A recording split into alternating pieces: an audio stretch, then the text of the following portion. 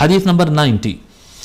حدثنا اسحاق بن منصور قال حدثنا معاذ بن هشام قال حدثني ابي عن قتادة عن انس بن مالك رضي الله عنه قال لما اراد رسول الله صلى الله عليه واله وسلم ان يكتب الى العجم قيل له ان العجم لا يقبلون الا كتابا عليه خاتم فاصطنع خاتما فكأني انظر الى بياضه في كفه. حضرت انس بن مالک رضی اللہ تعالیٰ عنہ روایت فرماتے ہیں کہ جب رسول اکرم صلی اللہ علیہ وآلہ وسلم عجم کو لیٹرز لکھنے کا ارادہ کیے. عجم کس کو کہتے ہیں؟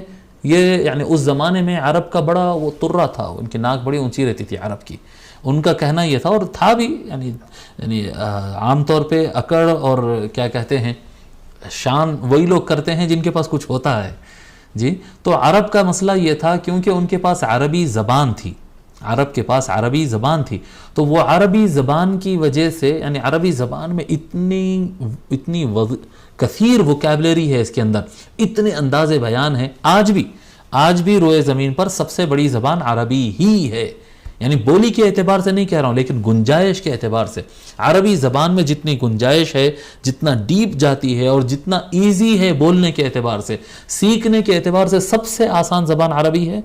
سب سے آسان زبان سیکھنے کے اعتبار سے، اگر کوئی سیکھنا چاہے جتنا تیز عربی زبان سیکھ سکتا ہے اتنا تیز کوئی اور زبان وہ نہیں سیکھ سکتا. سب سے آسان زبان عربی زبان ہے سیکھنے کے اعتبار سے.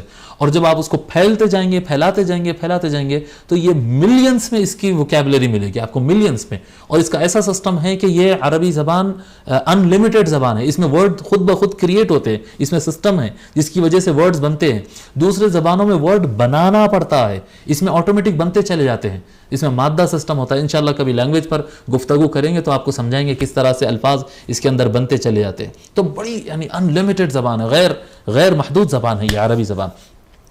اور دوسرے زبانوں میں جو ہے وکیبلری بنانا ہوتا ہے، بنتی ہے، آتی ہے، جاتی ہے، چھوٹے زبان. جیسا کہ میں غالباً میرے ایک استاد محترم سے میں سن رہا تھا، ڈاکٹر سید جہانگیر صاحب سے، جہاں تک مجھے یاد ہے ان کے ایک خطاب میں انہوں نے بتایا تھا کہ ہندی زبان ایک ایسی زبان ہے جس کی ٹوٹل وکیبلری 20,000، کتنی بڑی زبان ہے دیکھیے آپ ہندی، اس کی ٹوٹل وکیبلری 20,000 کے آس پاس. پرانا خطاب ہے، ہو سکتا کچھ آج اس میں الفاظ میں اضافہ ہوا ہوگا. 20,000 تک اس کے ورڈز بتائے جاتے ہیں، جبکہ عربی زبان کے 5 ملین اینڈ ابو ہے، 5 ملین اینڈ ابو. ٹھیک ہے، یہ 20,000 پہ ختم ہو رہی ہے. تو اس طرح سے جتنی زبانیں ہوتی ہیں وہ چھوٹی نظر آتی ہے. عجم کا اصل معنی ہوتا ہے، یعنی جس طرح سے بتایا گیا، عجم کہتے ہیں گنگوں کو. عجمیت جو ہے گنگے، یعنی جو اپنی بات پورے ڈھنگ سے بول نہیں پاتے. تو اس لیے یہاں پر عرب لوگ اپنے علاوہ سب کو عجم کہتے تھے. ایرانیوں کو بھی عجم کہیں گے، یورپینز کو بھی عجم کہیں گے، افریقنز کو بھی عجم کہیں گے. تو یہ عجم کو اس طرح سے ہندوستانیوں کو عجم کہیں گے، یعنی ہر ایک کو وہ عجم کہتے تھے، اپنے آپ کو عرب کہہ سکتے. الذی یستطیع ان یعرب عن نفسہ، جو اپنی بات کو پوری طریقے سے رکھ سکتا ہے وہ عرب ہی ہے، یعنی عربی زبان والا. بہرحال اس طرح کا ایک تفاخر تھا، وہ تفاخر آج رہا نہیں اور اس کی ضرورت بھی نہیں ہے. اگر کوئی کرتا ہے تو وہ ٹھیک بھی نہیں ہے، سرکار کو اس طرح کا تفاخر پسند نہیں تھا.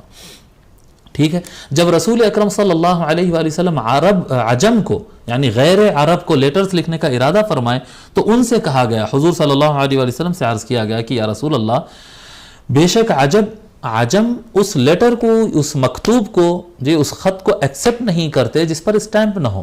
یعنی کسی بھی بادشاہ کو جب لیٹر، آقا صلی اللہ علیہ وآلہ وسلم لیٹر لکھیں گے تو عوام الناس کو تھوڑے لکھیں گے. جب دوسرے ملک کو بھیج رہے ہیں تو ڈائریکٹ بادشاہ سے بات کریں گے.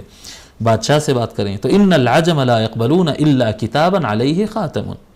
عجم کوئی ایسا لیٹر نہیں قبول کرتے ہیں جس پر اسٹیمپ لگا ہوا، یعنی آفیشیل ہونا ہوتا ہے. فاصطنع خاتما، تو نبی اکرم صلی اللہ علیہ وآلہ وسلم نے اپنی مہر بنوا لی انگوٹھی کے ذریعے، کیونکہ اس زمانے میں مہر انگوٹھی میں ہی ہوتے تھے، ایسے لگانے والا اسٹیمپ سسٹم نہیں ہوتا تھا. قدیم جو اسٹیمپ اس طرح سے لگاتے ہیں نا، یہ سسٹم نہیں ہوتا تھا، انگوٹھیوں میں ہی ہوتے تھے بادشاہ کے اسٹیمپ. فاصطنع خاتما، تو حضور صلی اللہ علیہ وآلہ وسلم اپنی مہر بنوا لی، اپنی انگوٹھی بنوا لی.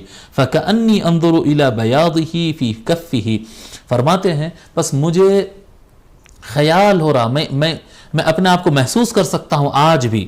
حضرت انس رضی اللہ تعالیٰ عنہ کہتے ہیں آج بھی میں محسوس کر سکتا ہوں کہ گویا کہ میں حضور کو دیکھ رہا ہوں. حضور صلی اللہ علیہ وآلہ وسلم کی دست مبارک میں ان کی چاندی والی سفید چاندی والی انگوٹھی ان کی چمک رہی ہے ان کے دستے مبارک میں. انظر الی بیاضہ فی کفہ، اس انگوٹھی کی سفیدی کو میں سرکار کی ہتھیلی مبارک میں، آپ کے ہاتھ مبارک میں تصور کر رہا ہوں.